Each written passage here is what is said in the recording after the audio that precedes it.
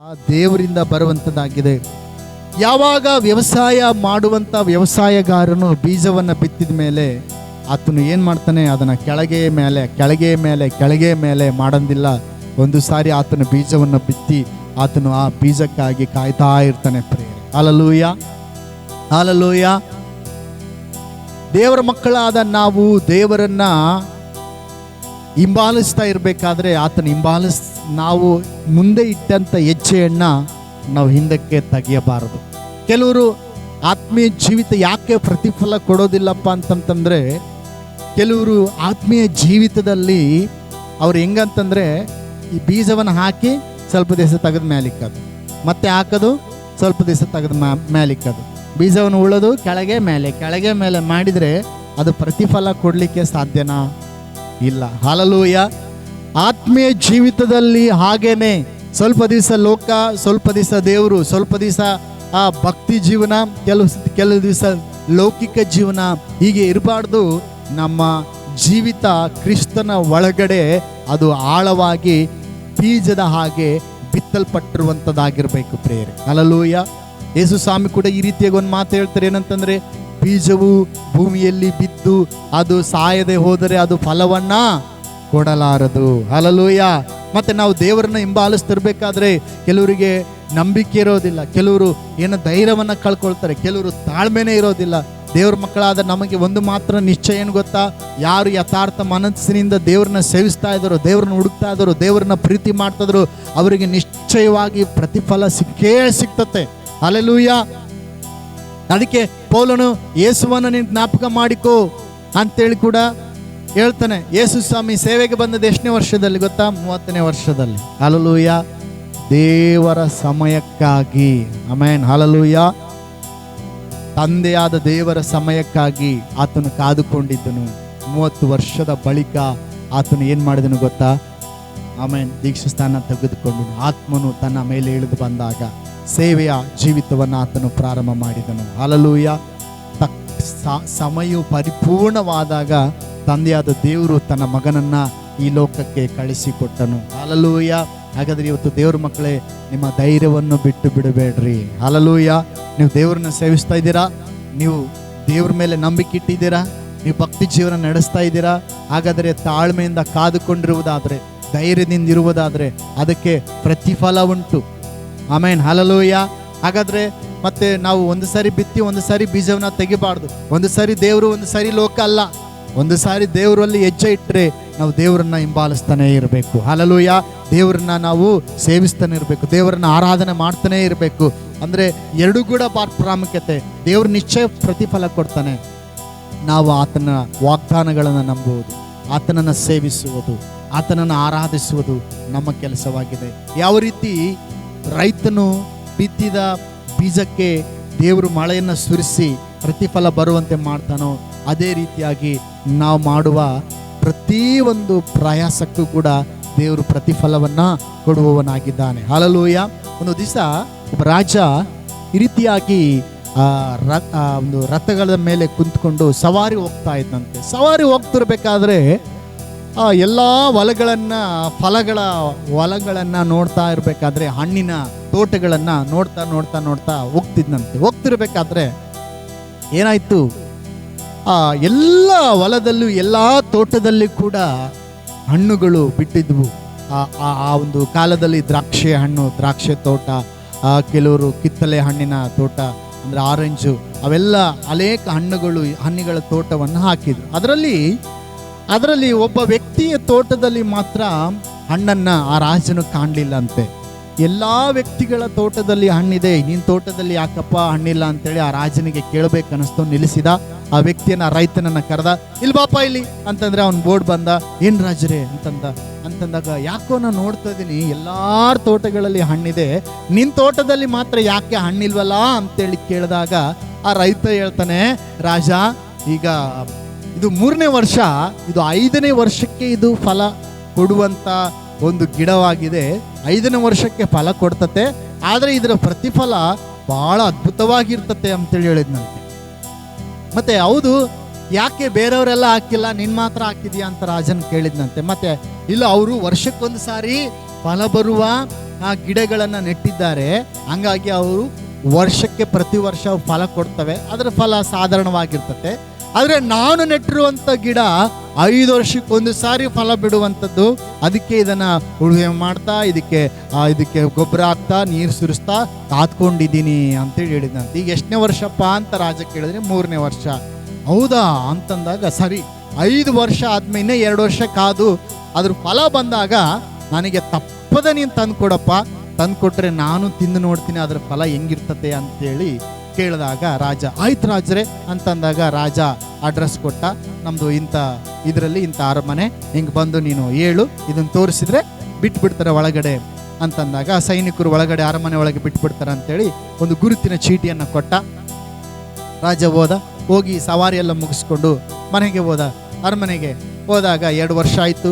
2 ವರ್ಷ ಆದಮೇಲೆ ಪುಟ್ಟಿಗಳಲ್ಲಿ ದೊಡ್ಡ ಒಂದು ಪುಟ್ಟಿಯಲ್ಲಿ ಈ ರೈತ ಹಣ್ಣುಗಳನ್ನ ಇಟ್ಕೊಂಡು ಬಂದ. ಎಲ್ಲಿಗೆ? ಅರಮನೆಗೆ ಬಂದ. ಅರಮನೆಗೆ ಬಂದು ರಾಜ ಕೊಟ್ಟೋಗಿದ್ದಂತ ಗುರುತಿನ ಚೀಟಿ ಇಟ್ಕೊಂಡಿದ್ದ. ಪಾಪ ರಾಜ ನಮ್ಮ ತೋಟದ ಹಣ್ಣುಗಳನ್ನ ತಿನ್ಬೇಕಂತ ಅನ್ಕೊಂಡಿದ್ದಾನೆ, ಅದಕ್ಕೆ ಇದನ್ನು ತೆಗೆದುಕೊಂಡು ಬಂದಿನ್ರಿ, ಈಗ ಗುರುತಿನ ಚೀಟಿ ರಾಜ ಕೊಟ್ಟೋಗಿದ್ದಾನಂತೇಳಿ ಆ ರೈತ ಅಲ್ಲಿರುವಂಥ ಬಾಗಿಲು ಕಾಯುವ ಸೈನಿಕರಿಗೆ ತೋರಿಸಿದ್ರೆ ಆ ಚೀಟಿ, ಗುರುತಿನ ಚೀಟಿ ನೋಡಿದ ತಕ್ಷಣನೇ ಆ ಸೈನಿಕರು ಒಳಗಡೆ ಬಿಟ್ಟರು.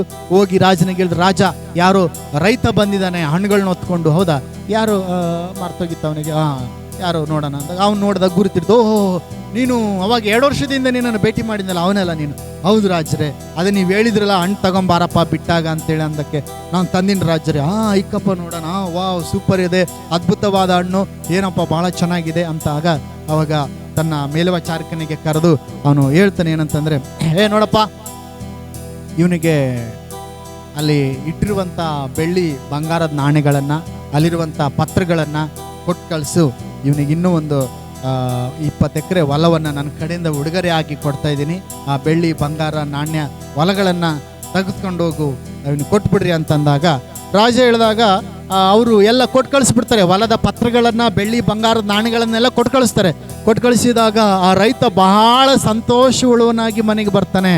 ಮನೆಗೆ ಬಂದಾಗ ಎಲ್ಲರೂ ಕೇಳ್ತಾರೆ, ಬಾಬೋ ಎಲ್ಲೋ ಇಲ್ಲಿ ಎಲ್ಲಿ ಹೊತ್ಕೊಂಬಂದೆ ಅಂತಂದ್ರೆ, ನಾನು ಅರಮನೆಗೆ ಹೋಗಿದ್ದೆ, ಅಲ್ಲಿ ರಾಜನಿಗೆ ಫಲಗಳನ್ನ ಕೊಟ್ಟೆ, ಹಣ್ಣುಗಳನ್ನ ಕೊಟ್ಟೆ, ಅದಕ್ಕೆ ನನಗೆ ಕೊಟ್ಟ ಅಂತೇಳಿ ಅವನು ಹೇಳಿದರೆ ಎಲ್ಲರೂ ಕಿವತ್ಯರಂತೆ.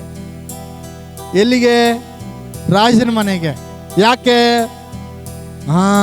ಹೊಲ ಕೊಟ್ಟಾನೆ, ಬೆಳ್ಳಿ ಬಂಗಾರದ ನಾಣ್ಯಗಳನ್ನ ಕೊಟ್ಟಾನೆ, ನಮಗೂ ಕೊಡ್ತಾನೆ, ನಾವು ಹಣ್ಣು ಕೊಡ್ತೀವಿ, ತಗೊಂಬರ್ತೀವಿ ನಾವು ಕೂಡ ಬೆಳ್ಳಿ ಬಂಗಾರನ ಅಂತೇಳಿ ಹಣ್ಣು ಕೊಟ್ಟು ಬೆಳ್ಳಿ ಬಂಗಾರ ತರ್ತೀವಿ ಅಂತೇಳಿ ಲೈನ್ ಹತ್ತಿದ್ರಂತೆ. ಅವಾಗ ಸೈನಿಕರು ಹೇಳಿದ್ರು, ರಾಜ ಅವನಿಗೆ ನೀನು ಏನೋ ಕೊಟ್ಟು ಕಳಿಸಿದಲ್ಲ, ಎಲ್ಲ ರೈತರು ಬಂದು ನಿಂತಾರೆ ನೋಡು ಬಾ ಅಂತಂದಾಗ ಆವಾಗ ರಾಜ ಬಂದು ಒಂದು ಮಾತು ಹೇಳ್ತಾನೆ, ಏನಂತ? ಅಪ್ಪ ನೋಡ್ರಿ ಮಕ್ಕಳೇ, ನಾನು ಅವನಿಗೆ ನನಗೆ ಅನಿಸಿದಂಥ ಉಡುಗೊರೆನ ಕೊಟ್ಟಿದ್ದು ಅವನ ಹಣ್ಣಿಗೆ ಅಲ್ಲ, ಅವನು 5 ವರ್ಷ ತಾಳ್ಮೆಯಿಂದ ಕಾದ್ಕೊಂಡಿದ್ನಲ್ಲ, ಅವನ ತಾಳ್ಮೆಗೆ ನನಗೆ ಕೊಡಬೇಕನ್ನಿಸ್ತು, ಅದಕ್ಕೆ ನಾನು ಅವನಿಗೆ ಬೆಳ್ಳಿ ಬಂಗಾರದ ಉಡುಗೊರೆಯನ್ನು ನಾನು ಕೊಟ್ಟು ಕಳಿಸಿದೆ. ಅವನ ಹಣ್ಣಿನಿಂದ, ಅವನ ಹಣ್ಣಿಗೋಸ್ಕರ ನಾನು ಇಷ್ಟೆಲ್ಲ ಉಡುಗೊರೆ ಎಲ್ಲ ಕೊಟ್ಟಿದ್ದು, ಅವನು 5 ವರ್ಷದವರೆಗೂ ಅವನು ಕಾದ್ಕೊಂಡಿದ್ನಲ್ಲ ಈ ಫಲಕ್ಕಾಗಿ, ಅವನ ತಾಳ್ಮೆ ಭಾಳ ದೊಡ್ಡದು ಅನ್ನಿಸ್ತು, ಅದಕ್ಕೆ ನಾನು ಅವನಿಗೆ ಇಂಥ ದೊಡ್ಡ ಬಹುಮಾನ ಕೊಟ್ಟು ಕಳಿಸಿದೆ, ನಿಮ್ದೆಲ್ಲ ವರ್ಷದ ಫಲ ನೀವು ಹೋಗ್ಬಿಡ್ರಿ ಅಂತ ಅನ್ನಂತೆ. ಹಲ್ಲೆಲೂಯಾ, ಎಲ್ಲರೂ ಜೋರಾಗಿ ಹಲ್ಲೆಲೂಯಾ. ಹಾಗಾದರೆ ದೇವ್ರ ಮಕ್ಕಳೇ, ದೇವ್ರ ವಾಕ್ಯ ಹೇಳ್ತದೆ, ಸಡನ್ ಕೆಲವು ಸಾರಿ ದೇವ್ರ ಮಕ್ಕಳಾದ ನಮಗೆ ಕೂಡ ಈ ರೀತಿಯಾಗಿ ಅನಿಸ್ತದೆ, ಏನಪ್ಪ ಇವ್ರು ನೋಡಿದ್ರೆ ಭಕ್ತಿಯಲ್ಲೇ ಇಲ್ಲ, ಇವ್ರು ನೋಡಿದ್ರೆ ದೇವರನ್ನೇ ನಂಬಂಗಿಲ್ಲ, ಇವ್ರು ನೋಡಿದ್ರೆ ಏನು ಕೂಡ ಇವರು ಭಯಂಕರ ವಿಚಿತ್ರವಾಗಿದ್ದಾರೆ, ಆದರೂ ಕೂಡ ಏನು ಇವ್ರು ಹಿಂಗೆ ಮೇಲೆ ಬಂದಿದ್ದಾರೆ ಅಂತ ಅನಿಸ್ತತೆ. ನಮ್ಮ ಜೀವಿತಗಳನ್ನು ಒಂದು ಸಾರಿ ಪರಿಶೀಲನೆ ಮಾಡಿದ್ರೆ ಇಕ್ಕಟ್ಟುಗಳು, ಕೊರತೆಗಳ ಮಧ್ಯದಲ್ಲಿ ನಮ್ಮ ಜೀವನ ಹಾದು ಹೋಗ್ತಾ ಇರ್ತದೆ. ಆದರೆ ದೇವ್ರ ಮಕ್ಕಳೇ, ಒಂದು ಮಾತ್ರ ನಿಶ್ಚಯ, ದೇವರು ತನ್ನ ಸಮಯ ಬಂದಾಗ ನಿನ್ನನ್ನು ನಿಶ್ಚಯವಾಗಿ ಮೇಲೆತ್ತುತ್ತಾನೆ. ಹಲ್ಲೆಲೂಯಾ. ಯಾರು ದೇವರಿಗಾಗಿ, ದೇವರ ಸನ್ನಿಧಿಯಲ್ಲಿ ಕಾಯ್ದುಕೊಂಡಿರ್ತಾರೋ, ದೇವರ ಒಂದು ಸಮಯಕ್ಕಾಗಿ, ದೇವರ ಒಂದು ಪ್ರತಿಫಲಕ್ಕಾಗಿ ಕಾದುಕೊಂಡಿರ್ತಾರೋ, ನಿಶ್ಚಯವಾಗಿ ದೇವರು ಅವರಿಗೆ ಪ್ರತಿಫಲವನ್ನು ಕೊಡುವವನಾಗಿದ್ದಾನೆ.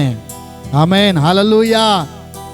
ಅದರಿಂದ ನಾವು ದೇವರು ನಮಗೆ ಪ್ರತಿಫಲ ಕೊಡ್ತಾನಂತೇಳಿ ನಾವು ನೆನೆಸಿ ನಾವು ಒಳ್ಳೆಯದನ್ನು ಮಾಡುವವರಾಗಿರಬೇಕು. ಗಲಾತ್ಯ ಪತ್ರಿಕೆ ಕಡೆಗೆ ನಾವು ಸತ್ಯವೇದ ವಾಕ್ಯವನ್ನು ತಿರುಗಿಸುವಾಗ 6ನೇ ಅಧ್ಯಾಯ, ಗಲಾತ್ಯ ಪತ್ರಿಕೆ 6ನೇ ಅಧ್ಯಾಯ 8ರಿಂದ ನಾವು ನೋಡುವಾಗ, ಗಲಾತ್ಯ ಪತ್ರಿಕೆ 6ನೇ ಅಧ್ಯಾಯ 5ನೇ ವಚನದಿಂದ ಓದ್ತಾ ಹೋಗ್ರಿ. ಗಲಾತ್ಯ ಪತ್ರಿಕೆ 6ನೇ ಅಧ್ಯಾಯ 5ನೇ ವಚನದಿಂದ ಓದ್ತಾ ಹೋಗೋಣ ಹಂಗೆ. ಹಾ ಹಾ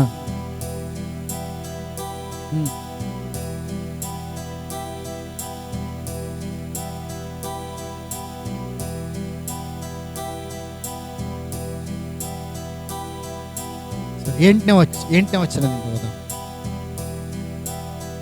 ತನ್ನ ಶರೀರ ಭಾವವನ್ನು ಕುರಿತು ಬಿತ್ತುವವನು ಆ ಭಾವದಿಂದ ನಾಶನವನ್ನು ಕೊಯ್ಯುವನು. ಆತ್ಮನನ್ನು ಕುರಿತು ಬಿತ್ತುವವನು ಆತ್ಮನಿಂದ ನಿತ್ಯ ಜೀವವನ್ನು ಕೊಯ್ಯುವನು. ಒಳ್ಳೆಯದನ್ನು ಮಾಡುವುದರಲ್ಲಿ ಬೇಸರಗೊಳ್ಳದೆ ಇರೋಣ, ಯಾಕಂದರೆ ಮನಗುಂದದಿದ್ದರೆ ತಕ್ಕ ಸಮಯದಲ್ಲಿ ಬೆಳೆಯನ್ನು ಕೊಯ್ಯುವು. ಹೇಳ್ರಿ ಮನಗುಂದದಿದ್ದರೆ ತಕ್ಕ ಸಮಯದಲ್ಲಿ ಬೆಳೆಯನ್ನ ಕೊಯ್ಯುವೆವು. ಇನ್ನೊಂದು ಸಾರಿ ಹೇಳ್ರಿ, ಮನಗುಂದದಿದ್ದರೆ ತಕ್ಕ ಸಮಯದಲ್ಲಿ ಬೆಳೆಯನ್ನ ಕೊಯ್ಯುವೆವು. Amen, hallelujah, hallelujah. ಯಾವ ರೀತಿಯಾಗಿ ಒಬ್ಬ ರೈತನು ಹೊಲದಲ್ಲಿ ಹೋಗಿ ಆತನು ಹೊಲವನ್ನ ಹಸನು ಮಾಡಿ ಟ್ರಾಕ್ಟರ್ ಹೊಡೆದು ಅಲ್ಲಿರುವಂಥ ಗಿಡಗಳನ್ನೆಲ್ಲ ಕ್ಲೀನ್ ಮಾಡಿ ನಂತರ ಬೀಜವನ್ನು ಬಿತ್ತಿದ ಮೇಲೆ ಮತ್ತೆ ಸ್ವಲ್ಪ ದೊಡ್ಡದಾದ ಮೇಲೆ ಅದಕ್ಕೆ ಕಳೆಗಳು ಬೆಳೀತತೆ, ಅಂದರೆ ಹುಲ್ಲುಗಳು ಬೆಳೀತತೆ, ಅದನ್ನು ಕೂಡ ಕ್ಲೀನ್ ಮಾಡಿ ಮತ್ತೆ ಅದಕ್ಕೆ ಗೊಬ್ಬರವನ್ನು ಹಾಕಿ ಫಲಕಾಲಕ್ಕಾಗಿ ಕಾಯ್ತಿರ್ತಾನೆ. ಅದು ನಿಶ್ಚಯವಾಗಿ ಫಲ ಬರ್ತತೆ, ತೆನೆಗಳನ್ನ ಬಿಡ್ತತೆ ಅಂತೇಳಿ ಅವನು ಅದಕ್ಕೋಸ್ಕರವಾಗಿ ಎದುರು ನೋಡ್ತಿರ್ತಾನೆ. ಇನ್ನೇನು ಫಲಕಾಲ ಹತ್ರ ಬಂದಾಗ ಅವನು ಮನಗುಂದಿ ಹೋಗೋದಿಲ್ಲ. ಏನು ಬಿಡಪ್ಪ, ಇಷ್ಟು ಮಾಡಿದ್ರು ಬರಲಿಲ್ಲ, ಇಷ್ಟೆಲ್ಲ ಕಳೆ ತೆಗ್ದಿನಿ, ಇಷ್ಟೆಲ್ಲ ಅಂದ್ರೆ ಹುಲ್ಗಳನ್ನ ಕಿತ್ತೀನಿ, ಇಷ್ಟೆಲ್ಲ ಮಾಡಿನಿ, ಗೊಬ್ಬರ ಹಾಕಿನಿ, ಏನು ಮಾಡಿದ್ರು ಬಡಂಗಿಲ್ಲ ಅಂತ ಅನ್ನಲ್ಲ. ಅವನಿಗೆ ಗೊತ್ತು, ನಾನು ಬಿತ್ತಿದ ಬೀಜಕ್ಕೆ ನಿಶ್ಚಯವಾಗಿ ದೇವರು ಪ್ರತಿಫಲ ಕೊಟ್ಟೇ ಕೊಡ್ತಾನಂತೇಳಿ. ಹಲ್ಲೆಲೂಯಾ, ಕಾಯ್ತಿರ್ತಾನೆ. ಇವತ್ತು ದೇವ್ರ ಮಕ್ಕಳೇ, ದೇವ್ರ ವಾಕ್ಯವು ಈ ರೀತಿಯಾಗಿ ಹೇಳ್ತದೆ, ಮನಗುಂದದಿದ್ದರೆ ತಕ್ಕ ಸಮಯದಲ್ಲಿ ನಾವು ಬೆಳೆಯನ್ನು ಕೊಯ್ತೇವೆ. ಹಲ್ಲೆಲೂಯಾ. ಇವತ್ತು ಲೋಕದಲ್ಲಿ ಅನ್ಯಾಯ ಮಾಡ್ತಿರುವವನು ಬೆಳೀತಾ ಇರಬಹುದು. ಲೋಕದಲ್ಲಿರುವ ವ್ಯಕ್ತಿಗಳು ನೋಡುವಾಗ ಅವರು ಭಯ ಇಲ್ಲದೆ, ಭಕ್ತಿ ಇಲ್ಲದೆ, ಇಷ್ಟಾನುಸಾರವಾಗಿ ಜೀವಿಸುವವರು ಕೂಡ ಅವರು ಏನೆಲ್ಲ ಪ್ರತಿಫಲಗಳನ್ನು ಹೊಂದ್ತಾ ಇರ್ಬೋದು. ಆದರೆ ಒಂದು ಮಾತ್ರ ಸತ್ಯ, ನಾವು ಮನಗುಂದದೆ ಒಳ್ಳೆಯದನ್ನೇ ಮಾಡುವಾಗ, ಆತ್ಮನನ್ನು ಕುರಿತು ನಾವು ಬಿತ್ತುವಾಗ, ಆತ್ಮನಿಂದ ನಾವು ನಡೆಸಲ್ಪಡ್ತಾ ಇರುವಾಗ ತಕ್ಕ ಕಾಲದಲ್ಲಿ ನಾವು ಬೆಳೆಯನ್ನ ಕೊಯ್ಯುತ್ತೇವೆ. ಹಲ್ಲೆಲೂಯಾ. ನಾನು ಹೇಳ್ನಲ್ಲ, ಯಾವ ರೀತಿಯಾಗಿ ಆ ಒಂದು ರಾಜ ಆ ರೈತನಿಗೆ ಬಹುಮಾನಗಳನ್ನು ಕೊಟ್ಟನೋ, ಅದೇ ರೀತಿಯಾಗಿ ನಾವು ಬಿತ್ತಿದ ಬೀಜಕ್ಕೆ ದೇವರು ಆತನು ಸರಿಯಾದ ಪ್ರತಿಫಲವನ್ನು ಕೊಡುವವನಾಗಿದ್ದಾನೆ. ಎಲ್ಲರೂ ಒಂದು ಸಾರಿ ಜೋರಾಗಿ ಹೇಳೋಣ, ಹಲ್ಲೆಲೂಯಾ, ಹಲ್ಲೆಲೂಯಾ. ನಮ್ಮ ಪ್ರಯಾಸವು ಎಂದಿಗೂ ಅದು ವ್ಯರ್ಥವಾಗುವುದಿಲ್ಲ ಪ್ರಿಯರೇ. ಹಲ್ಲೆಲೂಯಾ. ನಮ್ಮ ಪ್ರಯಾಸವು ಎಂದಿಗೂ ವ್ಯರ್ಥವಾಗುವುದಿಲ್ಲ. ಇವತ್ತು ನಾವು ದೇವರ ಮಕ್ಕಳಿಗೆ ಗಮನಿಸಿರಿ, ನಾವು ದೇವರ ರಾಜ್ಯಕ್ಕಾಗಿ, ದೇವರ ನೀತಿಗಾಗಿ, ಅಂದರೆ ಈ ಭಕ್ತಿಯ ಮಾರ್ಗದಲ್ಲಿ, ಇವತ್ತು ಆತ್ಮೀಯ ಜೀವಿತದಲ್ಲಿ ನಾವು ಪಡ್ತಿರುವಂಥ ಪ್ರಯಾಸ ಅದು ಎಂದಿಗೂ ವ್ಯರ್ಥವಾಗುವುದಿಲ್ಲ. ಹಲ್ಲೆಲೂಯಾ. ಅದಕ್ಕೆ ಪೌಲನು ಕೊರಿಂಥಿ ಪತ್ರಿಕೆಯಲ್ಲಿ ನಾವು ನೋಡುವಾಗ 1ನೇ ಕೊರಿಂಥಿ 15ನೇ ಅಧ್ಯಾಯ 58ನೇ ವಚನದಲ್ಲಿ ಈ ರೀತಿ ಹೇಳ್ತಾನೆ. 1ನೇ ಕೊರಿಂಥಿ 15ನೇ ಅಧ್ಯಾಯ 58ನೇ ವಾಕ್ಯದಲ್ಲಿ ಆತನು ಈ ರೀತಿ ಹೇಳ್ತಾನೆ, ಏನಂತಂದ್ರೆ, ಆದ್ದರಿಂದ ನನ್ನ ಪ್ರಿಯ ಸಹೋದರರೇ, ಹಲ್ಲೆಲೂಯಾ, ಎಲ್ಲರೂ ಜೋರಾಗಿ ಹೇಳೋಣ, ಹಲ್ಲೆಲೂಯಾ. ವಾಕ್ಯ ಹೇಳ್ತದೆ, ಆದ್ದರಿಂದ ನನ್ನ ಪ್ರಿಯ ಸಹೋದರರೇ, ಸ್ಥಿರಚಿತ್ತರಾಗಿಯೂ ನಿಶ್ಚಲರಾಗಿಯೂ ಇರ್ರಿ. ನೀವು ಕರ್ತನ ಸೇವೆಯಲ್ಲಿ ಪಡುವ ಪ್ರಯಾಸವು ನಿಷ್ಫಲವಾಗುವುದಿಲ್ಲವೆಂದು ತಿಳಿದು ಕರ್ತನ ಕೆಲಸವನ್ನ ಯಾವಾಗಲೂ ಅತ್ಯಾಸಕ್ತಿಯಿಂದ ಮಾಡುವವರಾಗಿರ್ರಿ. ಹಲ್ಲೆಲೂಯಾ. ಎಲ್ಲರೂ ಜೋರಾಗಿ ಹಲ್ಲೆಲೂಯಾ. ಲೋಕದಲ್ಲಿ ಪಡುವಂಥ ಪ್ರಯಾಸ ಒಂದು ವೇಳೆ ವ್ಯರ್ಥವಾಗಿ ಹೋಗಬಹುದು. ಅದಕ್ಕೆ ಪೌಲನು ವಾಕ್ಯದಲ್ಲಿ ಈ ರೀತಿಗೆ ಹೇಳ್ತಿದ್ದಾನೆ, ಏನಂತಂದರೆ, ನೀವು ಕರ್ತನ ಕೆಲಸದಲ್ಲಿ ಯಾವಾಗಲೂ ಅತ್ಯಾಸಕ್ತಿಯಿಂದ, ದೇವರ ಕೆಲಸ, ಹಲ್ಲೆಲೂಯಾ, ದೇವರ ಕಾರ್ಯ ಅಂತೇಳಿ ಬರುವಾಗ ನಾವು ಆಸಕ್ತಿಯಿಂದ, ಅತ್ಯಾಸಕ್ತಿಯಿಂದ ಅದನ್ನು ಮಾಡುವರಾಗಿರಬೇಕು. ಪ್ರಾರ್ಥನೆ ಜೀವಿತ, ಭಕ್ತಿ ಜೀವಿತ, ದೇವರ ಆಲಯದ, ದೇವರ ಸೇವೆಯ ಕೆಲಸ, ನಾವು ಕುಟುಂಬ ಪ್ರಾರ್ಥನೆಗಳನ್ನು ನೋಡುವಾಗ, ಕುಟುಂಬ ಪ್ರಾರ್ಥನೆ ಮತ್ತು ನಮ್ಮ ವೈಯಕ್ತಿಕವಾದ ಪ್ರಾರ್ಥನೆ ಜೀವಿತ, ಭಕ್ತಿ ಜೀವಿತಕ್ಕೆ ನಾವು ಬರುವಾಗ ನಿಶ್ಚಯವಾಗಿ ನಾನು ಹೇಳ್ತೇನೆ, ಅದಕ್ಕೆ ಎಂದಿಗೂ ಪ್ರತಿಫಲ ಮಿಸ್ ಆಗುವುದೇ ಇಲ್ಲ ಪ್ರಿಯರೇ. ಹಲ್ಲೆಲೂಯಾ. ಅದಕ್ಕೆ ನಿಶ್ಚಯವಾಗಿ ಪ್ರತಿಫಲ ಇದ್ದೇ ಇದೆ. ಸೊಲೊಮೋನನೊಬ್ಬ ದೊಡ್ಡ ಜ್ಞಾನಿ ಈ ರೀತಿಯಾಗಿ ಹೇಳ್ತಾನೆ. ಅವನ ಸ್ಟೇಟ್ಮೆಂಟ್ ಏನಂದ್ರೆ, ಈ ರೀತಿಯಾಗಿ ವ್ಯರ್ಥವೇ ವ್ಯರ್ಥ, ಸಮಸ್ತವೂ ವ್ಯರ್ಥ. ಮನುಷ್ಯನ ಈ ಲೋಕದಲ್ಲಿ ಪಡುವ ಪ್ರಯಾಸವೆಲ್ಲ ವ್ಯರ್ಥ. ಯಾಕಂದ್ರೆ ಅವನು ಎಲ್ಲ ಅನುಭವಿಸಿ ನೋಡಿ, ಲಾಸ್ಟಿಗೆ ಆತನ ಪುಸ್ತಕವನ್ನು ತನ್ನ ಅನುಭವದಲ್ಲಿ ಬರೀತಾನೆ, ಎಲ್ಲವೂ ವ್ಯರ್ಥ. ಮನುಷ್ಯನ ಈ ಲೋಕದಲ್ಲಿ ಪಡುವ ಪ್ರಯಾಸವೆಲ್ಲ ಅದು ವ್ಯರ್ಥ. ಅದಕ್ಕೆ ಆದರೆ ಪೌಲನ ಸ್ಟೇಟ್ಮೆಂಟ್ ಏನು ಗೊತ್ತಾ? ಈಗ ನಾವು ಕರ್ತನ ಸೇವೆಯಲ್ಲಿ ಹೋದ್ರಿ. ಇನ್ನೊಂದ್ಸರಿ 15:58 1 ಕೊರಿಂಥಿ. ಆದ್ದರಿಂದ ನನ್ನ ಪ್ರಿಯ ಸಹೋದರರೇ, ಸ್ಥಿರಚಿತ್ತರಾಗಿಯೂ ನಿಶ್ಚಲರಾಗಿ ಇರ್ರಿ. ನೀವು ಕರ್ತನ ಸೇವೆಯಲ್ಲಿ ಪಡುವ ಪ್ರಯಾಸವು ನಿಷ್ಫಲವಾಗುವುದಲ್ಲವೆಂದು ತಿಳಿದು ಕರ್ತನ ಕೆಲಸವನ್ನು ಯಾವಾಗಲೂ ಅತ್ಯಾಸಕ್ತಿಯಿಂದ ಮಾಡುವವರಾಗಿ, ನಾವು ಕರ್ತನಿಗಾಗಿ, ಕರ್ತನ ಸೇವೆಗಾಗಿ, ಅಂದ್ರೆ ಆತ್ಮೀಯ ಜೀವಿತದಲ್ಲಿ ನಾವು ಮಾಡುವಂಥ ಆ ಭಕ್ತಿಗೆ ನಿಶ್ಚಯವಾಗಿ ದೇವರು ಪ್ರತಿಫಲವನ್ನು ಕೊಡುವವನಾಗಿದ್ದಾನೆ ಪ್ರೇರೆ. ಹಲ್ಲೆಲೂಯಾ. ಪ್ರಕಟಣೆ ಗ್ರಂಥ 22ನೇ ಅಧ್ಯಾಯ 12ನೇ ವಚನದಲ್ಲಿ ದೇವರ ವಾಕ್ಯ ಹೀಗೆ ಹೇಳ್ತದೆ. ಪ್ರಕಟಣೆ ಗ್ರಂಥ 22ನೇ ಅಧ್ಯಾಯ 12ನೇ ವಚನದಲ್ಲಿ, ಈಗೋ ಬೇಗನೆ ಬರುತ್ತೇನೆ. ಏನು ಹೇಳ್ತದೆ ಓದ್ರಿ? 22:12ರಲ್ಲಿ, ಪ್ರಕಟಣೆ 22:12ರಲ್ಲಿ ಈ ರೀತಿ ಹೇಳ್ತದೆ, ಈಗೋ ಬೇಗನೆ ಬರುತ್ತೇನೆ, ನಾನು ಪ್ರತಿಯೊಬ್ಬನಿಗೂ ಅವನವನ ನಡತೆಯ ಪ್ರಕಾರ ಕೊಡತಕ್ಕ ಪ್ರತಿಫಲವು ನನ್ನ ಕೈಯಲ್ಲಿದೆ. ನಾನೇ ಆದಿಯೂ ಅಂತ್ಯವೂ, ಮೊದಲನೆಯವನು ಕಡೆಯವನು, ಪ್ರಾರಂಭವೂ ಸಮಾಪ್ತಿಯೂ ಆಗಿದ್ದೇನೆ. ತಮ್ಮ ನಿಲುವಂಗಿಗಳನ್ನು ತೊಳೆದುಕೊಂಡವರು ಧನ್ಯರು, ಅವರಿಗೆ ಜೀವ ವೃಕ್ಷದ ಹಕ್ಕು ಇರುವುದು. ಅವರು ಬಾಗಿಲುಗಳಿಂದ ಆ ಪಟ್ಟಣದೊಳಕ್ಕೆ ಸೇರುವರು. ನಾಯಿಗಳಂತಿರುವವರು, ಮಾಟಗಾರರು, ಜಾರರು, ಕೊಲೆಗಾರರು, ವಿಗ್ರಹಾರಾಧಕರು, ಸುಳ್ಳಾದದ್ದನ್ನು ಪ್ರೀತಿಸಿ ನಡೆಸುವವರೆಲ್ಲರೂ ಹೊರಗಿರುವರು ಎಂದು ಹೇಳಿದನು. ಎಲ್ಲರೂ ಜೋರಾಗಿ ಹಲ್ಲೆಲೂಯಾ. ಒಂದ್ಸಾರಿ ಜೋರಾಗಿ ಹೇಳೋಣವೇ? ಹಲ್ಲೆಲೂಯಾ. ದೇವರ ಮಕ್ಕಳೇ, ನಾವು ಪಡುವ ಪ್ರಯಾಸಕ್ಕೆ ಪ್ರತಿಫಲ ಕೊಡುವುದು ಮನುಷ್ಯನಲ್ಲ, ದೇವರು ಕೊಡುವವನಾಗಿದ್ದಾನೆ. ಆಮೇನ್. ಹಲ್ಲೆಲೂಯಾ. ಕೆಲವರು ಹೆಂಗೆ ಗೊತ್ತಾ? ಅದಕ್ಕೆ ಪೇತ್ರನ ಪತ್ರಿಕೆಯಲ್ಲಿಯೂ ಕೂಡ, ಪೌಲನು ತನ್ನ ಪತ್ರಿಕೆಗಳಲ್ಲಿಯೂ ಬರೆಯುವಾಗ, ಕೆಲವು ಸಾರಿ ನಾವು ಆಫೀಸ್ಗಳಲ್ಲಿ ಕೆಲಸ ಮಾಡ್ತಿರ್ಬೇಕಾದ್ರೆ ಕೆಲವರು ನಿಯತ್ತಿಂದ ಕೆಲಸ ಮಾಡ್ತಾರೆ, ಕೆಲವರು ನಂಬಿಗಸ್ತರಾಗಿ ಕೆಲಸ ಮಾಡ್ತಿರ್ತಾರೆ. ಅಲ್ಲಿ ಯಾವ ಮಾಲೀಕರು ಇರೋದಿಲ್ಲ, ಅಲ್ಲಿ ಯಾವ ಸೂಪರ್ವೈಸರ್ ಇರೋದಿಲ್ಲ. ಆದರೂ ಕೂಡ ಅವ್ರಿಗೊಂದು ಭಯ, ಏನು ಗೊತ್ತಾ?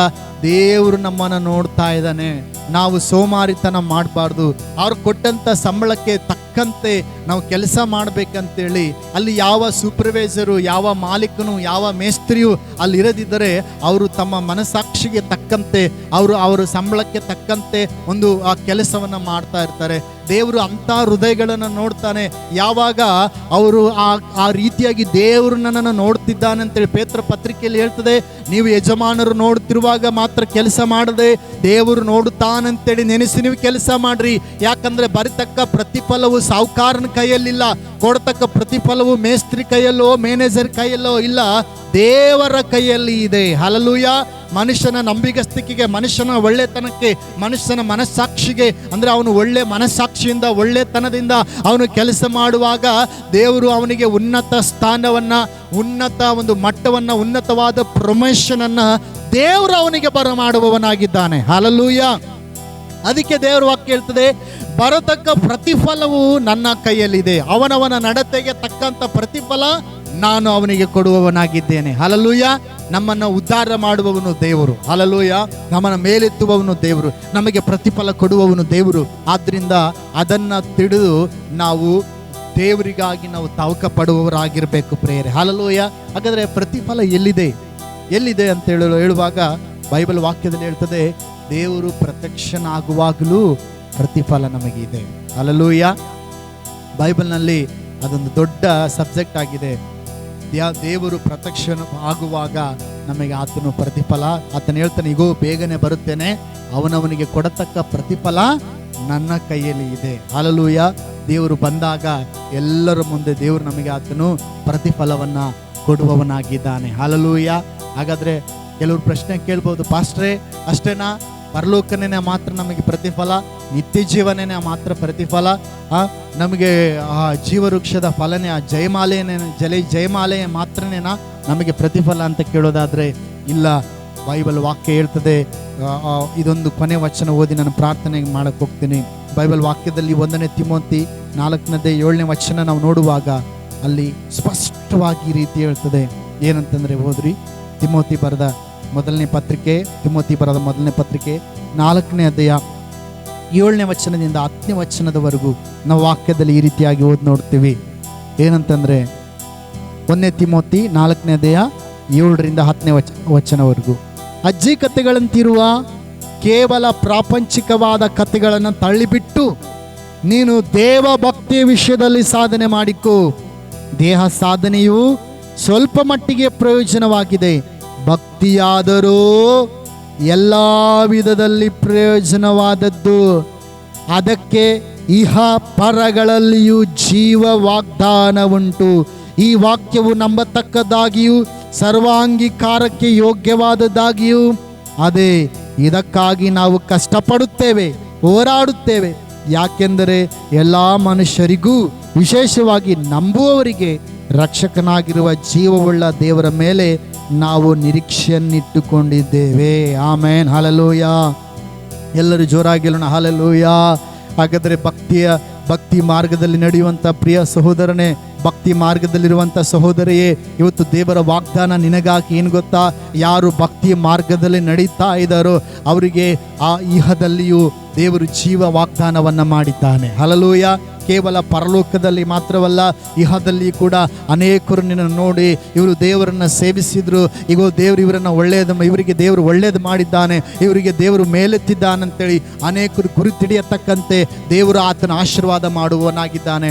ನೀವು ಅಬ್ರಹಾಮ, ಇಸಾಕ, ಯಾಕೋಬ ಮತ್ತು ಯೋಸೇಫ ಇವರ ಚರಿತ್ರೆಗಳನ್ನು ನೀವು ಓದು ನೋಡುವಾಗ ಅನ್ಯ ಜನರು ಬಂದು ಹೇಳ್ತಾರೆ, ನಮಗೆ ಗೊತ್ತು ನಿಮ್ಮ ಬಳಿಯಲ್ಲಿ ದೇವರಿದ್ದಾನಂತೇಳಿ, ನಮಗೆ ಗೊತ್ತು ದೇವರು ನಿಮಗೆ ಒಳ್ಳೆಯದನ್ನು ಮಾಡಿದ್ದಾನಂತೇಳಿ, ನಮಗೆ ಗೊತ್ತು ದೇವರಾದ ಯೆಹೋವನು ನಿನ್ನ ಪಕ್ಷವಾಗಿದ್ದಾನಂತೇಳಿ, ಆದರೆ ನೀನು ನನಗೆ ಯಾವ ಕೇಡು ಮಾಡದಂತೆ ನನ್ನೊಟ್ಟಿಗೆ ಒಡಂಬಡಿಕೆ ಮಾಡಿಕೊ ಅಂತೇಳಿ ಅನೇಕ ಅನ್ಯ ಜನರು, ಅನ್ಯ ದೇಶದ ರಾಜರುಗಳು ಬಂದು ಅಬ್ರಹಾಮ, ಇಸಾಕ, ಯಾಕೋಬ, ಯೋಸೇಫರೊಟ್ಟಿಗೆ ಅವರು ಒಡಂಬಡಿಕೆಗಳನ್ನು ಮಾಡಿಕೊಳ್ಳುವುದನ್ನು ನೋಡ್ತೇವೆ. ಏನು ಗೊತ್ತಾ? ಆ ಭಕ್ತಿಗೆ ಕೇವಲ ಪರಲೋಕ ರಾಜ್ಯದಲ್ಲಿ ಮಾತ್ರವಲ್ಲ, ಭಕ್ತಿಯಲ್ಲಿ ನಡೆಯುವವರಿಗೆ ಇಹದಲ್ಲಿಯೂ ಜೀವ ವಾಗ್ದಾನ ಉಂಟು. ಹಲ್ಲೆಲೂಯ. ಈ ವಾಕ್ಯವು ನಂಬತಕ್ಕದಾಗಿಯೂ ಸರ್ವಾಂಗೀಕಾರಕ್ಕೆ ಯೋಗ್ಯವಾದದ್ದಾಗಿದೆ ಪ್ರಿಯರೇ. ಹಲ್ಲೆಲೂಯ.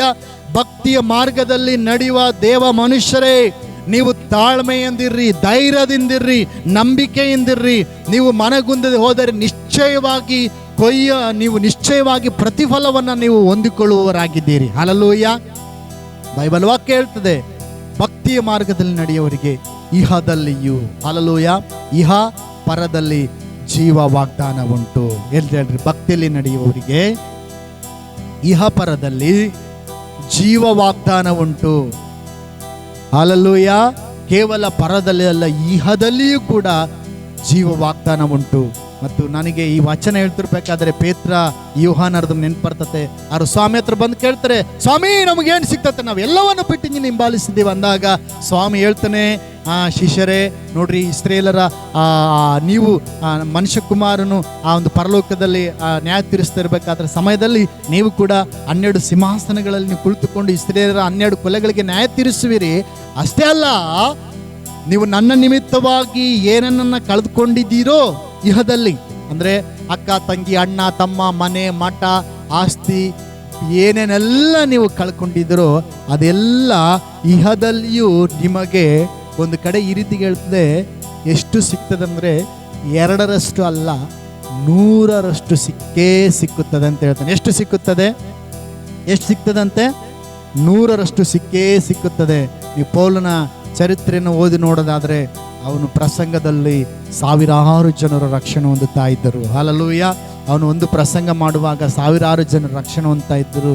ಆಸ್ತಿ ಅಂತಂದರೆ ಆಸ್ತಿ ಮಾರಿದ ಹಣವು, ಬೆಳ್ಳಿ ಬಂಗಾರವು ಅಪೊಸ್ತಲರ ಪಾದಗಳ ಬಳಿಯಲ್ಲಿ ಬಂದು ಬೀಳ್ತಾ ಇತ್ತು. ಕಾರಣ ದೇವರನ್ನು ಸೇವಿಸುವ ಮಕ್ಕಳಿಗೆ ದೇವರ ವಾಗ್ದಾನ ಏನು ಗೊತ್ತಾ? ಅದು ಪರದಲ್ಲಿ ಮಾತ್ರವಲ್ಲ, ಇಹದಲ್ಲಿಯೂ ಪರದಲ್ಲಿಯೂ ದೇವರು ಜೀವ ವಾಗ್ದಾನವನ್ನು ಮಾಡಿದ್ದಾನೆ.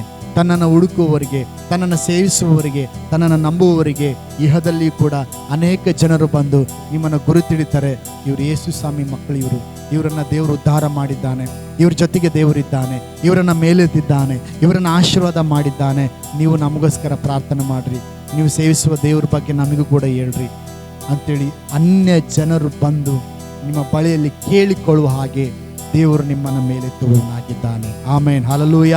ಎಲ್ಲರೂ ಇರುವಂಥ ಸ್ಥಳದಲ್ಲಿ ನಾವು ಕಣ್ಣುಗಳನ್ನು ಮುಚ್ಚಿಕೊಳ್ಳೋಣ. ಎಸ್, ದೇವರು ನಮಗೆ ಪ್ರತಿಫಲ ಕೊಡುವ